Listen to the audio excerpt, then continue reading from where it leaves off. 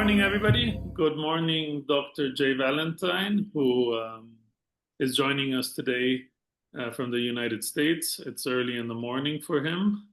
And thank you for joining us so early. I think it's only 8 a.m. or something. Here in Europe, it's lunchtime. So, welcome all of you in Europe joining us. And if anybody's in Asia, good evening to you.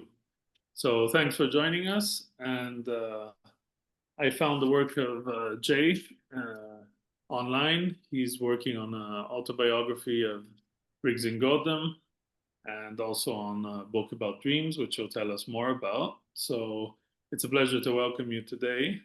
And if you could tell us a little bit about your background and how you first got interested in Tibetan studies, we'd like to know your own personal journey, how you became interested. Well, first of all, thank you for the warm welcome, and thank you to the Shangcheng Institute for having me. Very much appreciated. And yeah, so my journey down this pathway began really during my undergraduate studies at the University of Delaware. I had one of those not very uncommon upbringings of going to Catholic school. You know, my interactions with nuns, I think, sort of pushed me away in some direction. Although I hadn't really thought about it all that much. However, in college, I was definitely soaking up new world views and so forth. And then the pivotal moment really was the world religions class. And with that, we were going through religions one at a time, and every single one of them, I was like, oh, wow, that is so fascinating. That is so fascinating. And then when we hit Buddhism, I was like, wow, this is really fantastic, very interesting material. At that point in time, I sort of set my life trajectory in this direction. And in fact, now I actually regularly teach world religions classes. So it's sort of come back to providing that experience for other students today. But also while I was there, I had a very great professor whose name is Dr. Fox at University of Delaware. And I also did an independent study with him on Tibetan Buddhism. And as he described it, I sort of went in and lit just a few tiny candles here and there at that period of time to be able to get a view of what's going on in Tibetan Buddhism. But I very much enjoyed what I saw. And so then I kept going from there and went on to study at Naropa University, where I did their Indo-Tibetan Buddhism degree. And that is when I finally got to start studying both Tibetan and Sanskrit. And then after that, I went on to do a PhD at the University of Virginia. But I would say that you know, when I very first encountered Buddhism, I was like, wow, this is so much more rational, and you know, I very much appreciated the way they presented things. And I'd say now I am a little bit more skeptical, but about like humans in general, as opposed to any one particular religion. However, within that, I still find Tibetan Buddhism in particular, and particularly the treasure traditions, to be extremely fascinating. And it's definitely kept my attention for at least the past 30 years or so. So this Northern Treasure tradition, which you just mentioned, the Changtar tradition, how did you become interested specifically in that of all Tibetan Buddhism? Well, I was working with my dissertation advisor at the time, who's Dr. Curtis Schaefer, who's still at UVA. And he knew two things about me as I was trying to find a topic, which was that I definitely enjoyed reading biographies, autobiographies, these sorts of things. And that I definitely wanted to do something more in the Nyingma side of things, the Order of the Ancients, as opposed to the big monastic schools. I definitely didn't want to study the Gelugpa system. Not that I had anything against it per se, just the Nyingma worldview biographies and so forth that we had already sampled were just things that appealed to me more. And so Dr. Curtis Schaefer at the time also was doing a lot of writing on the fifth Dalai Lama, so the 17th century. And for those of you who don't know, the fifth Dalai Lama is really the one who majorly put the Dalai Lamas on the map permanently. You might think of him as the Dalai Lama in the grand historical terms. I'd say the next most important one is probably our current Dalai Lama. So fifth Dalai Lama is a very interesting figure. And as many of you may know, he also, even though he's a Gelugpa monk, he also was an avid practitioner of things Nyingma. And in fact, with the Northern Treasure traditions, which is the one I ended up studying, he received transmission and he helped the establishment of that tradition in central Tibet. And so at any rate, Dr. Schaefer knew that the 17th century incarnation of Rigdzin Gödem, who's the founder of the Northern Treasure tradition, lived at that period of time, and he has a massive autobiography, 1,100 pages long. And he sort of broke this off and offered it to me as a sort of focus for my dissertation studies. So that's really what got me going in that direction. And I very much enjoyed it. I definitely bit off more than I could chew. Since then, I noticed people having dissertations where they translated a 30-page text or something like that. And I sometimes can't believe I was directed towards a 1,000-page text, which is really more of like a life work to work on as opposed to something for a dissertation, especially somebody with my skill level and time on my hands. But at any rate, I found it very interesting. And the problem that I had, the biggest problem, was that I really wanted to understand this 17th century figure of Pema Trinley, who, by the way, just as the fifth Dalai Lama of the 17th century, is a majorly important figure for the Dalai Lamas. The guy whose name is Pema Trinley, who's the 17th century incarnation of Rigdzin Gödem, is also arguably the most important one of these incarnations, aside from Rigdzin Gödem, who founded the treasure tradition. Major figure. But I wanted to understand him as a reincarnated Lama. I wanted to understand the Tulku system at Dorje Drak. And by that, as you probably know, like the Dalai Lama, there's many different incarnation lineages in Tibet. And the general idea is, the way I like to describe it is, it's a social and institutional, institution for determining institutional leadership, right? So sometimes you go by the next ruler is your son, or next time the next ruler is your nephew, or it's your reincarnation, who is found at a very young age and then trained to hold the same office that your previous incarnation did. And so looking at the material, the scant amount of information that was available on the history of the Northern Treasures tradition, it was very difficult at that time to understand the incarnation lineage. Also, as you might know, very often the incarnation lineages are retroactively determined, in the sense that maybe it's the second or third incarnation of a person that is when the incarnation lineage begins as a social institution, right? Like there might have been a recognition of people beforehand who were the incarnations, but they weren't, when the person died, they weren't necessarily going out to try to find a new one. They weren't necessarily waiting around for the new one to be found to lead their institution, right? But the social institution is when all those things are happening. They're going out and looking for a new person, and that person is expected to come back and rule the tradition. And so I was really on the hunt to try to understand how that developed within the tradition, this particular tradition, the Northern Treasures. And then also that led me into the other problem, which is just that not very much work had been done on the early history of the tradition at that point in time. So it was more than just trying to read this 1,000-page biography.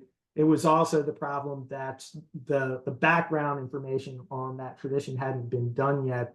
And so really that's what my life work since then has been directed at, is trying to shed light on the history of this program, of this tradition, and understand its development over time and its patriarchs and so forth. What would you say makes it different within the Nyingma tradition? What's different of the Northern tradition from your research, from your reading and translations? Well, first of all, I have to say that a lot of the way that I see the tradition now has emerged from interactions with my research team. So it's for a critical history of the Northern Treasures, based largely in France. So Stéphane Aguilère and Jean-Luc Achard in particular have really helped me and ourselves together as a group understand this tradition more. And I think the biggest thing is that unlike many of the other Nyingma traditions, the Northern Treasure, and I'm not saying this is exclusive to the Northern Treasures, but it's definitely a major feature of it, is that they developed into a more complete system, standalone system. And this probably began in the 16th and 17th century, or sorry, 15th and 16th centuries a little bit. But really what happened in the 17th century, you have the establishment of a monastery in central Tibet, and a very southern part of central Tibet. And of course, this is established as a Nyingma monastery. And so they have to develop the ritual program, if you will, to sustain a large-scale monastery. The way that I often describe it is, if you can imagine, a Nyingma householder practitioner, especially if you're thinking like 13th century, their materials might be a little bit more on the lines of what, and this is a musician metaphor, right? So what a singer-songwriter might need to be able to keep track of their music and what they're going to perform and so forth. But for a large-scale monastery, you have to develop those materials into a symphonic score that would be used by an orchestra constantly for an entire year, as opposed to sort of like on-demand sorts of things for people who need services or for your own personal practice. And so in the process, the Northern Treasure tradition had to develop and expand and become a whole self-sustained system. And then from that period on, it became sort of franchised, where smaller institutions, monasteries around the Himalayas would use the same format that was going on at Dorje Drak in central Tibet, and in fact even send their monks to central Tibet to go train in this system. And I would also point out that a lot of this became, understanding the tradition better became a lot more possible after the 2015 release of this huge 63-volume compilation of Northern Treasures literature that put everything all together and really allowed us to see the makeup of the tradition. Thank you. And Rigdzin Gödem, he's considered the foundational figure of this Terma tradition. Could you tell us why he's considered such a crucial figure, how his persona came about, maybe over time also how he became associated as the founder? Sure. Yes, and as far as I can tell from the biographies that were written in the 15th century, or appear to have been written in the 15th century. It does seem that he was held up as the founder of this tradition from the very beginning. But as you know, one of the issues is that with treasure literature, it's sort of hard to understand. It's hard to determine what happened because there's well, just a little bit of background here for folks in case anybody isn't aware of what's going on with the treasure traditions. But this one in particular, like many of the others, they believe that the material of the texts of the literature of the cycles of texts that are revealed later on, that they were authored in some kind of way and concealed towards the end of the imperial era of Tibet. So we're talking like late 7th, early 8th century, I believe, somewhere around there. So the texts are believed to have been concealed at that period of time by Padmasambhava Guru Rinpoche, who's the second Buddha in Tibet. And so they're concealed at that period of time. And it's done with the help of his disciples, right? His 25 close disciples, and they're planted all over Tibet for the benefit of Tibetans in the future, right? So they know that these texts are going to be needed in the future, so they're concealed, buried in various locations. And then figures later on, when the conditions are right, they discover these texts and extract them. And so Rigdzin Gödem is the one who is famed for having found and extracted particularly these 9 cycles of 9 practice cycles, if you will. Huge amount of material. But the issue is that, or one of the issues is that what he actually found are the scrolls that have sort of encoded Dakini script on them.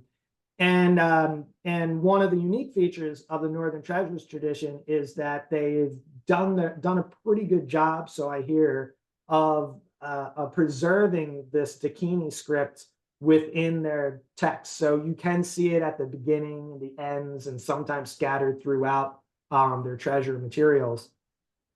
However, it's not a one-to-one translation, although it is the case that usually the piece that you find can be decoded, especially if you have the decoder ring, the little map of the correspondences, right? However, it's very often the case that you have a very small piece, maybe a few lines, and then the treasure revealer sort of decodes it and brings out thousands of pages of material, hundreds of pages of material from a very small piece of text. And so that process is also like a visionary, it's part of the visionary repertoire of a treasure revealer, right? So one thing they do is reveal the text, but the other thing they do is decode the text.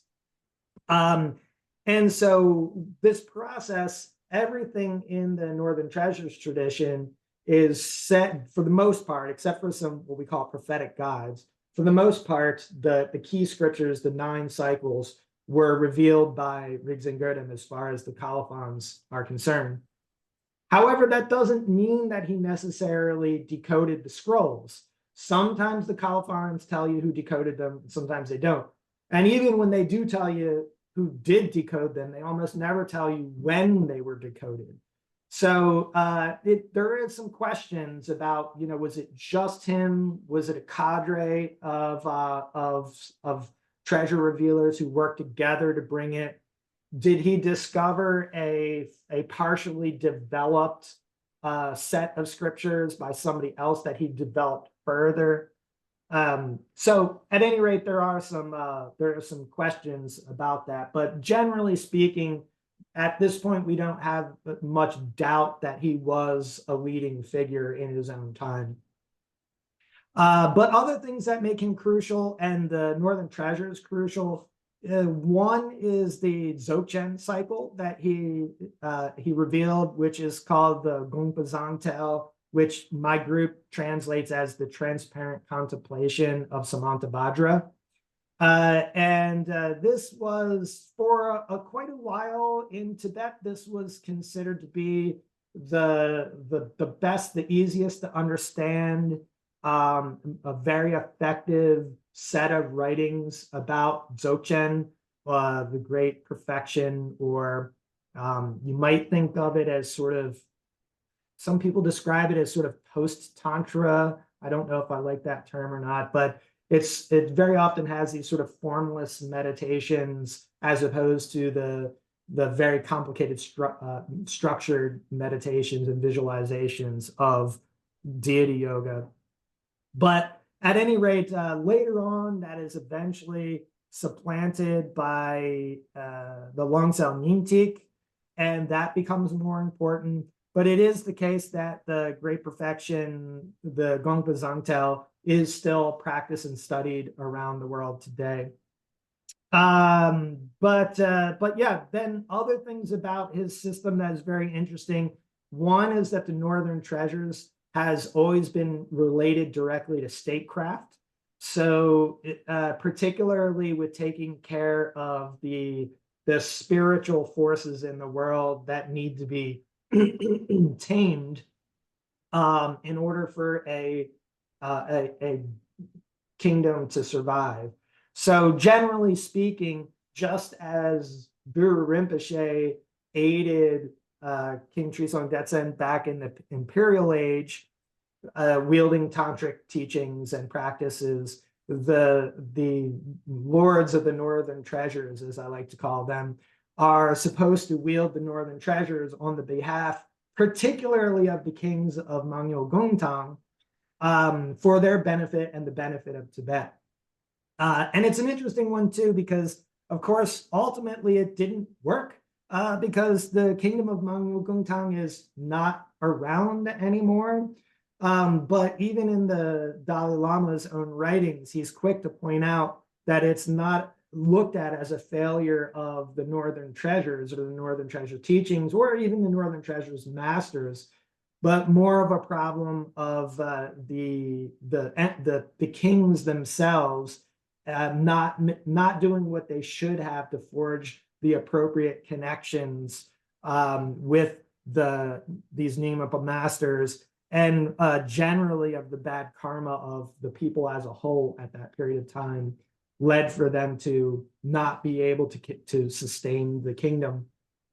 But this is actually what we think is one of the main reasons why the fifth Dalai Lama was also so involved with the Northern Treasures, is because it was still looked at as a very powerful means for controlling the spiritual forces out there in the world, while the Dalai Lama was putting together for the first time this Gelugpa-centered empire during the 17th century.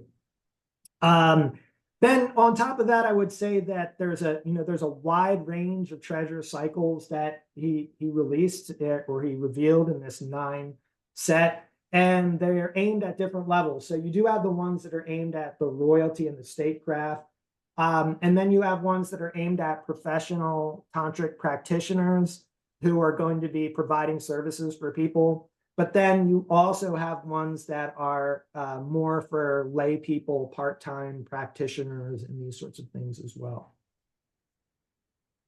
Talking about these revelations, I think in the biography there's often mention of dreams of clarity. Was the transmission usually coming in dreams, or did he have some gongte, or could you tell us more about the sort of transmission, the way that he received these termas? Yeah, so for Rigdzin Gödem, he's at a time period where the treasures are material, right? So they're physical things. So later it becomes much more common for the treasures to be discovered in the mind, right? So the idea is that during the imperial age, Padmasambhava planted the texts within the mind streams of his disciples. And then so later, when the time is right, in many lifetimes later, this rebirth of this disciple of Padmasambhava basically sort of has like an epiphany and remembers the text and writes it down, right? And in fact, because that becomes more common as the treasure traditions develop, it later becomes, and this is sort of, I should point out, this is sort of my opinion, it becomes much more systematically looked at that way, that every treasure revealer needed to be, and we sort of push forward this idea that they were a reincarnation of somebody in Padmasambhava's retinue during the imperial age. And so this is one of the minorly controversial things that I talk about in my dissertation, which is that, now it's very important to look at Rigdzin Gödem as being a rebirth of Nanam Dorje Dujum, who was the minister of religion and one of Padmasambhava's primary disciples, of course, according to Northern Treasure tradition, because now we need for there to be this memory link there that's become more important. But in fact, in his biography and his treasures, as far as we can tell, the memory aspect of it for him was not something that was primary. As far as I've seen in the literature, the biographies, as well as the sources of biographies, Rigdzin Gödem does not claim to remember his previous lives or anything like this. He discovers the physical, actual scrolls that have the Dakini script on them. And then it is this sort of psychic process, which he doesn't describe, but others do describe, where you sort of have this psychic encounter with the Dakini script as you're sort of writing things out. At least that's the way it's presented. From a outsider's perspective, we know that, for instance, even with the fantastic Great Perfection cycle, the Gongpa Zongtel that we talked about a minute ago, we know now that major portions of it were borrowed directly from, I'm not sure which one, but one or the other of the Nyingtik cycles that were already around. So again, this is from an outsider's perspective, sort of an edict perspective. We think that it was more complicated than that. But the dreams really, just to back up here, it's more related directly to the prophetic guides. So what are prophetic guides? So this is an interesting, I'd say it's kind of like a subcategory of treasures. So the prophetic guides are treasure texts that are discovered. But rather than being the cycles of practice, they're usually more on the lines of directions for how to find treasures. But in the case of Rigdzin Gödem, it's also just advice. It appears to be advice for the treasure revealer himself, right? So it's almost, the way I understand it is, it appears that Rigdzin Gödem, when he's looking for advice for things, he goes to the Dakini scrolls that have the Dakini script on it, and he engages with it and writes down information, and that information ends up being his guidance for whatever it is that he's about to embark upon. Now, from a skeptical perspective, one would say that perhaps he writes them afterwards. So they end up being sort of prophetic, right? So go to the concealed lands, or go to the borderlands, or go discover these texts. And then lo and behold, he discovers them exactly the way that he said that it was predicted in this prophetic guide, right? So a skeptical perspective would say he wrote them after the fact. But I think the way that we're supposed to understand them, at least in the limited aspect of Rigdzin Gödem's case, is that at least some component of this is him using visionary means to get guidance for his everyday adventures, right? Whatever exploits he's trying to achieve. So what happens is, in the biography, about halfway through, the prophetic guides no longer are what are leaned on to show where he's getting his guidance. and it switches to being his dreams that are sending him his guidance, right? It's how he receives his guidance. And this, you know, it's a very similar process, right? So you can imagine that if you're sitting there engaging with this sort of mystical text and coming up with, you know, using your sort of visionary state to come up with the guidance instructions, the dream is sort of a even less contrived version of that. So generally speaking, and again, this is my understanding of dreams in the Tibetan context, that, you know, your dreams sort of reflect your state of realization.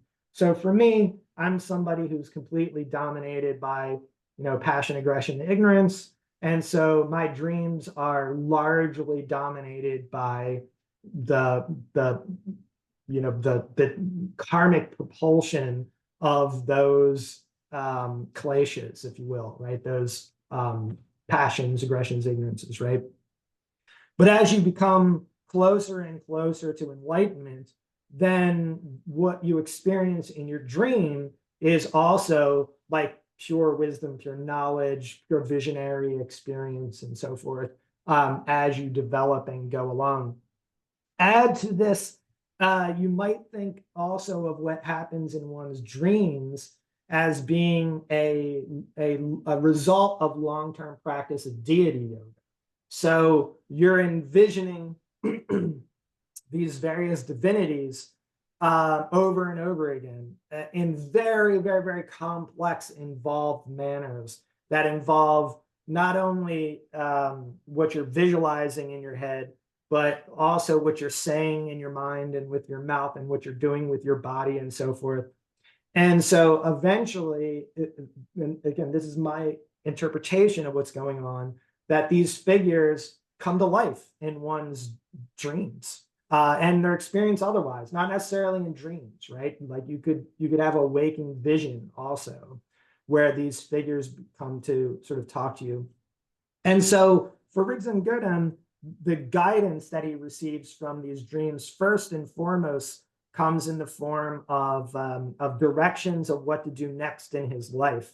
And so a big deal for him, as I've mentioned before, he was aimed at gaining the patronage of the king of Mangyalgongtang. And just as he was sort of getting it, the king dies, is murdered, in fact. And it's invaded by an outside figure, and it goes into chaos. And so he has to decide what to do. I mean, his whole career was sort of aimed at that kingdom and the patronage of that king. And so he really appears to rely on the directions that come to him through his visionary dreams that send him into the southern borderlands. And there he does what's called opening of concealed lands or hidden lands, which is another of the practices or in the repertoire of a treasure revealer. Now, at other periods of time in his dreams, particularly, not sure the year, but it's later in his life, he has a major injury. He falls from a horse. And as far as we can tell, this is not a euphemism. Very often falling from a horse is a euphemism for like being killed or something like that. But I think in this case, he literally fell from a spirited mare that kicked him off, and he landed on his head and side and was close to death. And he has in his biography the list of the 8, or the description of the 8 visionary experiences that he had during that period of time.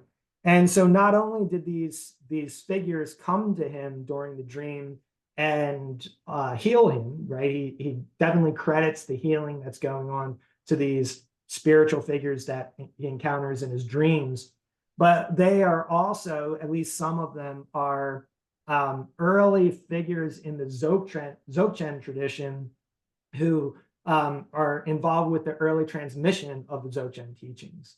And so from perspectives I've seen in other writings of his life that are probably from 15th century or thereabouts. It's looked at as further proof that his treasures were real, that he had real connections in the psychic world to the fonts of these teachings and so forth. So you mentioned the patronage of the kingdom and then the murder of the king and everything falling into chaos. So he had a strong influence on the kingdom, and of course, Dorje Drak, the monastic institutions. And what about on lay communities? Was there also, were the practices already diffused through lay communities, or was it mostly monastic during his lifetime? Okay, very good question. First of all, Rigdzin Gödem himself was not a monk, right? So he lived in the 14th century, and as far as we can tell, he was a householder, Nyingmapa, following those sorts of family hereditary practices and so forth.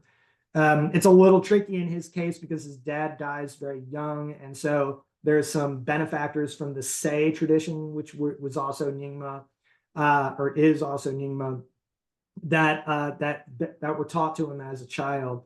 And then he, of course, does the thing where he pairs the what we call the Kama traditions, which are the Nyingmapa traditions that are believed to have been in Tibet since the imperial period and passed through these family traditions. He pairs them with the treasure traditions, the ones that he revealed, but also the treasure traditions of Nyangrel and Guru Chowang and so forth. And then his successor, as opposed to being like a top monk or anything like that, is first and foremost his son, who dies young, and also Rigdzin Gödem's nephew through his sister, really might be considered his true successor in a lot of ways. The other thing is, during Rigdzin Gödem's life, the center, their epicenter, if you will, is not Dorje Drak in central Tibet yet. It's a place called Trasang, that's in it's in Jangla, somewhat near Namring area, but not in Mangyo Gungtang. It's actually sort of one principality away, or one myriarchy away from Mangyo Gungtang. And it's hard to say exactly how much influence he had. In fact, there are people who said that, well, this is probably the reason why the king was killed, is because, the Sakyapas didn't want to lose the kingdom to this tantric Nyingmapa influence. But it really doesn't seem that way, honestly. It looked like, to me, from my studies recently, there's an excellent study of Mangyo Gungtang Kingdom by Everding, his 2000 2-volume set. It's in German, but it's a fantastic study of that empire. To me, it really seems that kingdom was nearly 100% beholden to Sakyapas all the way through. And if anything, it was Sakyapa plus Nyingma as opposed to instead of. I mean, if you think about it, Sakya wasn't just a monastic institution at the time. I mean, they had military and power and all these sorts of things. And Rigdzin Gödem really did not have any of those things. I mean, he was a family startup, if you will, during his lifetime. But you are right, though, that once Dorje Drak is established in the 17th century, which really was maybe a branch of the Northern Treasure tradition. But that one, because it landed in central Tibet, because it was supported by the 5th Dalai Lama, because the monastery ends up having the reincarnations of Rigdzin Gödem as their head, that one ends up eclipsing the one that's in Trasang. But the one that's in Trasang is still there today as well. I feel like I missed part of your question. No, I'm sure there's. I'm also curious, over time, how the tradition changed, if they were amongst his successive incarnations, if there were any major changes. Sometimes historiography, we had speakers here presenting, for example, the various biographies of Milarepa recently, and how over time you've been studying the biography, this massive work, and over time how the tradition has changed or been rewritten, according to political circumstances and so forth. Has there been, from the early times and the later times, any major change in doctrinal, for example, in doctrinal? Yeah. Well, I would say the one thing that is yet to be fully studied is that the connection with the Kagyu was definitely more significant than we've been able to unfold just yet. Not that it's going to, not that I think it's really going to be all that difficult. It's just a matter of time, and there's so many things to study with this tradition. But I do think that there's probably a stronger connection with Kagyu stuff. And my intuition is that maybe that became less important because of when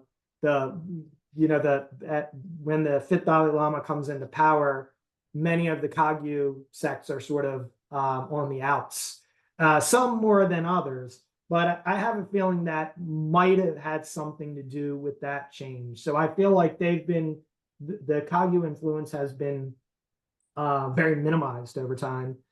But the sort of big thing as far as the figure of Rigdzin Gödem is that when you look at the earliest literature, and so biographical literature, so by this I mean his own writings about himself, Rigdzin Gödem's own writings about himself, and the prophetic guides that he decoded, or we believe he decoded, right? It's hard from the edict perspective, if he really is the one that decoded these texts and wrote them, so to speak, then they're sort of presenting Rigdzin Gödem's own views. But again, as we said, it's a little hard to know that because of the way that treasure traditions work. And then even in the biography, which I've translated, which was written in the 15th century, relying on those materials, they're definitely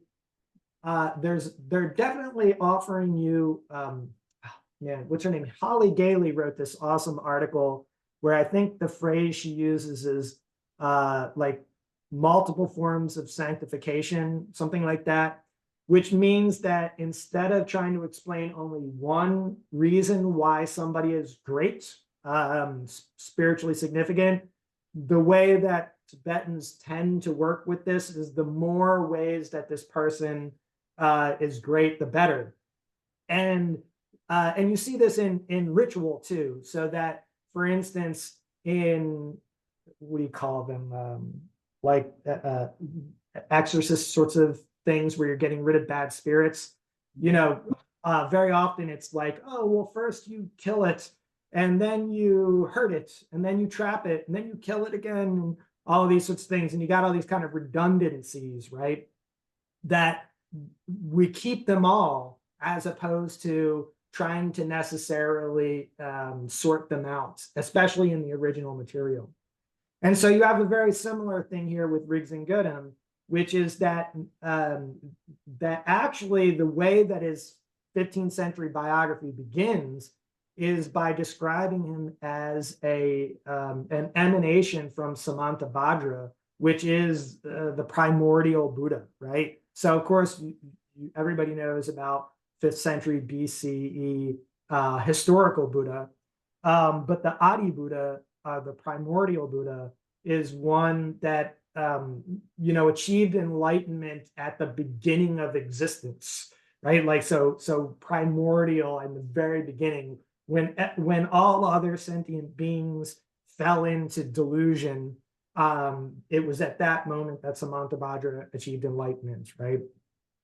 And so they've got this very detailed, in the beginning of the biography, several pages long, explanation of how the emanations of Samantabhadra work. In fact, actually, Rigdzin Gödem's biography is presented as a subset, one small component of Samantabhadra's biography, right?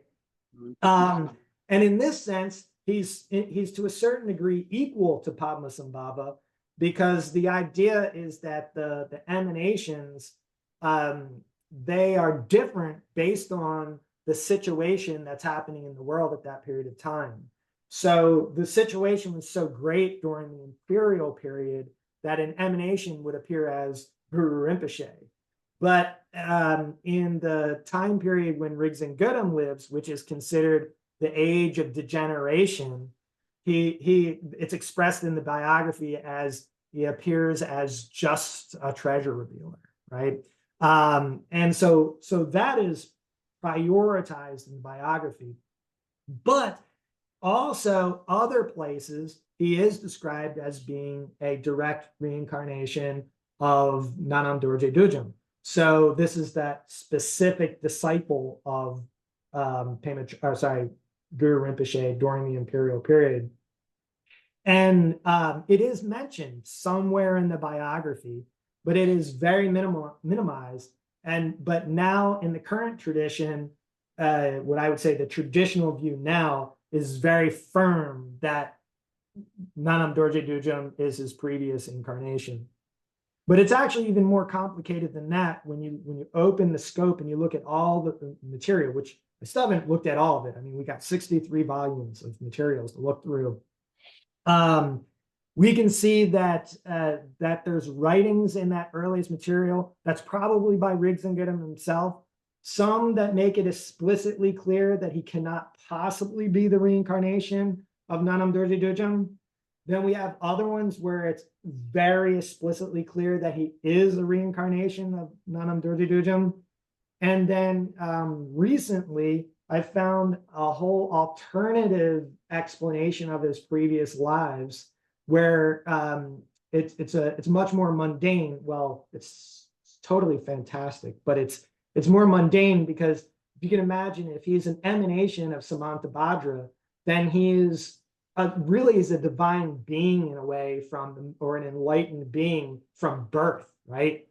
And even in the tradition where he's looked at as being a reincarnation of Nanam Dorje Dujam, that tradition is also traced all the way back to what we call like Nirmanakaya, Sambhogakaya, Dharmakaya versions of himself. So it's also a form of Buddhist divinity. However, in this additional one that I just found, which appears to also originate probably even the 14th century, the story begins with him being this pig that is it's a wild boar, which is significant because the term for wild is good, which is the same word that's in Rigdzin Gödem. So at any rate, he's this wild boar that attacks these other beings out of aggression, and then ends up dying and going to the hell realms for like a century. And then through through Guru Rinpoche's intervention, he slowly comes out of that. And so he burns off this aggression, but then he has to burn off the other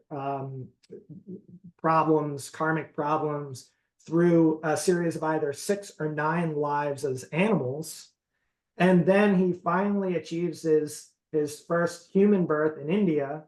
And then there's forget the number of those, maybe 4 or 5 of them in India, and then one in Nepal, and then one in Mun, right? So like the borderlands or something. I might have this order wrong. And then in addition, and then a life in Tibet before then becoming Rigdzin Gödem, right? And so the thing that I very often point out, and I think this is a very important distinction, is that particularly within my group, when we disagree with the emic traditional view of things, our disagreements usually are not based on like psychoanalysis or Freud or something like that. It's based on the texts of the tradition itself, right? So that if you actually look at their historical texts, his previous lives are much more indeterminate. It could be this, it could be this, it could be this, could be all of them somehow. But then over time, there's one of those three that becomes dominant, and that becomes how he's presented going forward. And so it's a little bit revisionist, but not totally, because it's not like their views don't exist in the earliest literature, right? The traditional view is there. It's just not the only view that's there. Last point on that too, because I also teach biblical studies courses at the university, in where I teach at Troy University, one could hardly expect to get to teach Tibetan Buddhism all the time. So I have to teach the whole gamut of things. But one of the very interesting things from biblical studies and Christian theology is, Christology. And so you talk about like high versus low Christology. So like the book of John has a very high Christology. He's a divine being since the beginning of time, basically. Whereas some might interpret the book of one of the other books as being more of he becomes special at the moment of his baptism, right? And so here also you have sort of various degrees of how divine he is in Buddhist terms, right? So the Samantabhadra version is definitely like the highest version of that. And the one where he begins as this ignorant, wrathful pig is probably like the most human, right? Where his physical body that he accomplishes in the 14th century is the result of eons of working through his karma, just like everybody else, until he gets there. So anyway, it's a very interesting parallel. Jay, speaking about these sort of progression, spiritual progression, he's famous, as you mentioned before, for the feathers, the vulture feathers. I remember on his head when he was a child. I think at 13 he gets the first, or maybe at 11 he gets the first three, and then later on he gets these five. Were these vulture feathers sort of considered divine, connected to Dakinis? What's the exact link? What's the sort of interpretation of these feather-like? Well, my excuse me, my interpretation of them, based on my my obsessive reading of the biography, is that the first set, there's two sets of them that come out, and I think it's 12 and 24, if I'm not mistaken, something like that. And the first set of them come after his first achievements in the study of the Kama traditions. And the second grouping, which is even larger, comes out after his first progress with the treasure traditions. So that's my understanding of it, is that they sort of represent their signs, if you will, outward signs of his accomplishment. And they sort of demonstrate in my opinion, again, this is just me, they demonstrate the proportional importance of the Kama traditions to the Dharma traditions, treasure traditions. The treasure traditions are that much more, maybe not important, but the vitality of them is considered to be stronger because the link to the source is much shorter than the link to the source of the Kama traditions.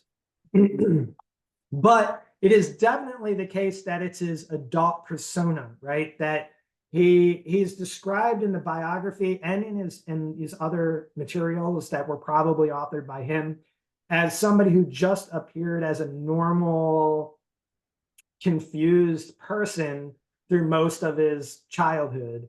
And then he sort of reveals himself as this great figure with, and I presume he probably had longer hair, maybe dreaded up, I don't know, but longer hair with these protrusions that make him look like his hair has these vulture feathers in it. And if anybody doesn't know, the vulture in Tibet is the most sacred bird, right? I mean, it's the king of the birds. It's sort of like the way we think of eagles is the way that they think of the vultures, right? Majestic for sure. Yeah, and so yes, his visage, if you will, is definitely based on that. It's a little unclear to me if they're thought of as being like literal feathers or protrusions that look like feathers. My guess it's probably the latter. Okay, thank you. And you've mentioned all these various issues of authorship of Terma and the complications that ensue with that, variants of biographies of his life and his origin, linguistic difficulties, decoding Dakini script. I mean, these sort of biographies, ancient biographies, are very difficult. Could you tell us the status of your work now, of your biography? You also mentioned a group in France, Paris, I believe, with Stéphane and Jean-Luc Achard before. Could you tell us of the work you're doing and when we can expect to see your published biography? Yes, so the biography is basically done. I'm in the stage now of having it sort of proofread as professionally as I can afford at this period of time. So I'm having that, like I said, it's done. The work is done. It's in the perfecting stage. And I should be having it published through, what is it called? Vanderlag. It's the Vanderlag Cordon edition. It's the same publisher who does Martin Board's books. So I wanted the biography to be available to people who practice the tradition as well as scholars. And so I'm doing the book through that medium because they already have that sort of viewership or customer base, if you will. And so I'm hoping 2026, it's a small publishing house, so things move kind of slowly, but I'm thinking 2026 for that. With our research group, we've published, let's see, 2 collected volumes of materials through the Revue Etudes Tibétaines, so I just call it the RET, which Jean-Luc Achard is the editor of. And so we've had two major collections there. We're working on a third that should be published within the next 6 months or so. And then we also have 2 major research volumes that our group produced that will be released within the next year as well. Volume 1 is the prehistory of the Northern Treasures. And as opposed to being about the pre-incarnations of Rigdzin Gödem, it's about the materials that end up being a part of the Jangter / Dorje Drak system that develops later on, because it eventually ends up having a synthesis of Terma and Kama traditions. And so explaining the origins of those traditions and how they end up becoming a part of the Northern Treasures, that's largely what's described in Volume 1. Although it does have some translations of biographies by a Tibetan scholar named Kempo Chögying.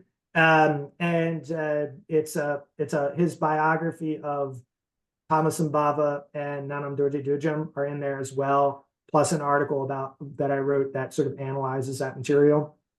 So that volume is done and should be published definitely within the next, I would guess, 2, 3, 4 months, something like that. And it'll be online, it'll be free. And then the volume 2, which is really on the life of Rigdzin Gödem, that should be published this year, within a year, I'd say, from now. I'm the primary sort of editor of that right now. And so it has another biography of Rigdzin Gödem in it. In fact, it's written by this Tibetan scholar named Kempo Chögying again. And so it's a translation of one that he wrote recently, which is an interesting counter point from the one that was written in the 15th century. And it also has his little sort of biography of the kings of Mangyu Gongtang. But then it has all of these essays in it that analyze different parts of his life. So you mentioned about the dreams. So I have a chapter that analyzes in detail all the dreams that are in the biography. I think there's record dream accounts of 16 dream accounts that are in the biography. And I think that these are autobiographical. I think that he probably narrated them to somebody who wrote them down, and they existed as standalone documents before being incorporated into the biography. But there's an essay on his death, one about his exploits in the concealed lands, etc. But the big point about volume 2 is that Stéphane Aguirre he read through, I don't know how many volumes, I think something like 20 volumes of the material, looking and going through and reading and analyzing all 9 of Rigdzin Gödem's treasure traditions, the treasure cycles. And so that volume has a massive summary of all 9 of them that far surpasses anything that's been done before. Now, granted, the exception is, of course, there's been a lot of work on the Dzogchen cycle, and there's been a lot of work on the Vajrayana cycle, right, by Martin Board, and several people, great scholars, have done work on the Dzogchen material. But most of the other cycles have not been studied professionally yet. And so there's tons of work. I mean, we have dissertation topics lined up. We could have a dissertation topic for probably 20 different scholars if they're interested in it. Wow, fantastic. We're going to have Stefan give a talk in September, actually, so it's interesting to hear more details about what he's up to. Yes, Stefan and Jean-Luc are quintessential to the group, and they much surpass me in so many ways. I'm the sort of biography, history person. They understand the in and outs of the practices and so forth much, much better than me.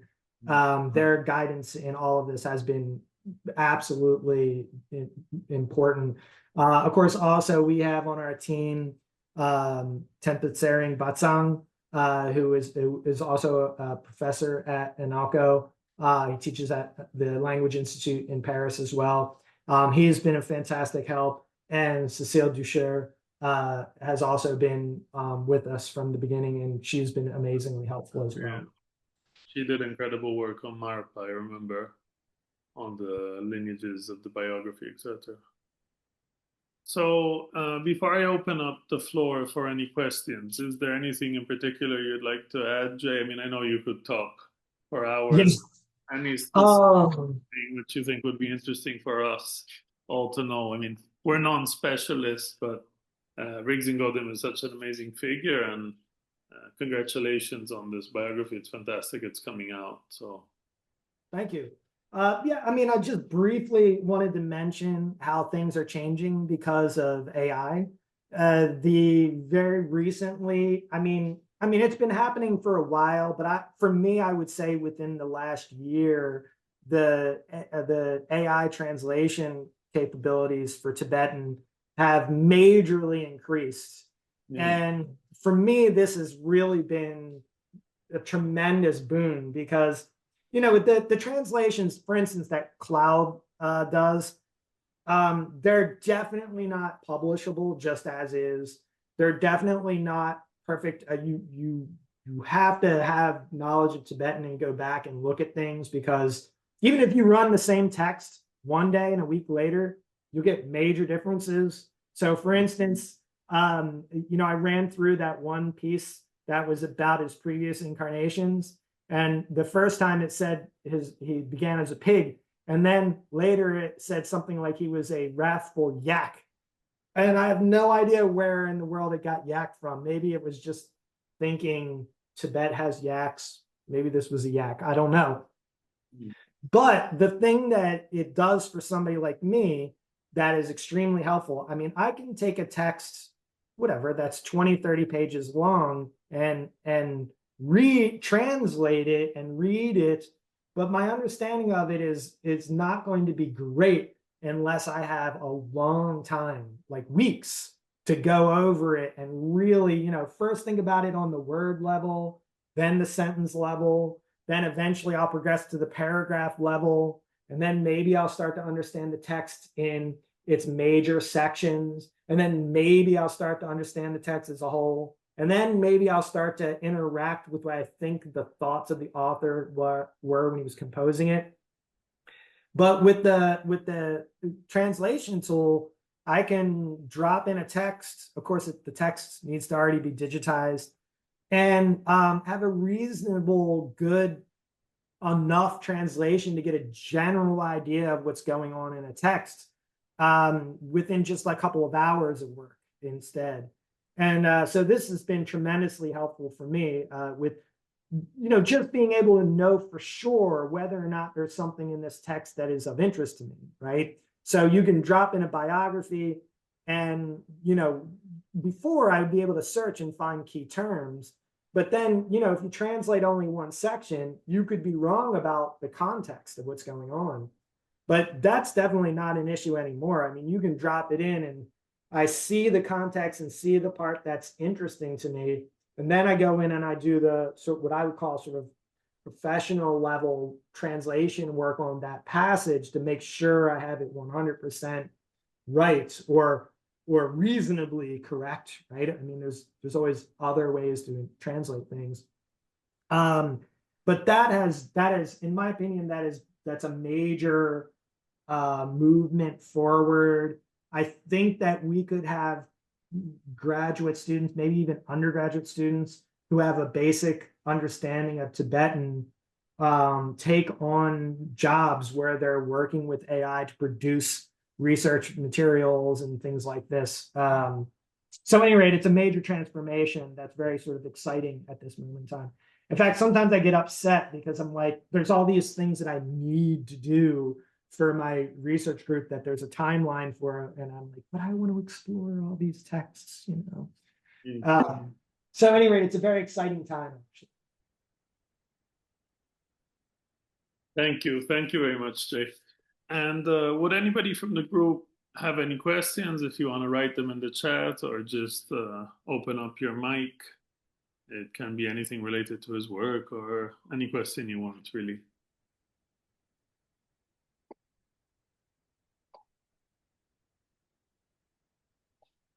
Maybe. If there are no questions, then I wish to thank you very much, Jay. And also, we'll put the Zoom recording up on our YouTube channel, which I invite you all to watch. Here, I see there's a question coming now from Ed.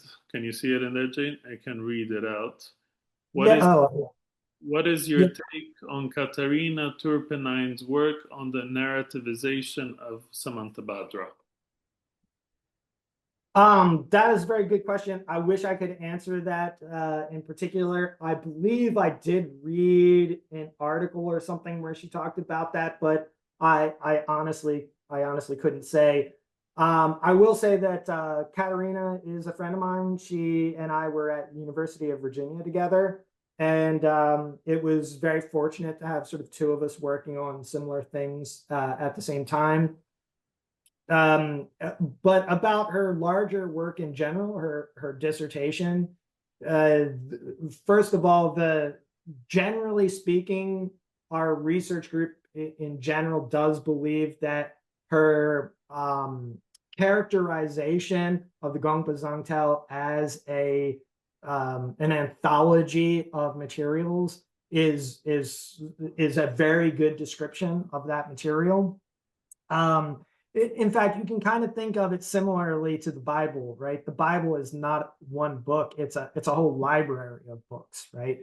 And so the Gongpa Zangtel, the Dzogchen cycle, is that way also. It's an entire collection of diverse materials, and so we definitely think she's got that spot on. I definitely appreciate her description of she gives like an overview of the cycles, and as I said, I think that was a great foray into that activity of trying to describe all of his works. But our publication, our second research volume that's going to come out, is definitely going to take that a lot further, for sure. But yes, I apologize for not being able to answer that very good specific question. Do we have any other questions?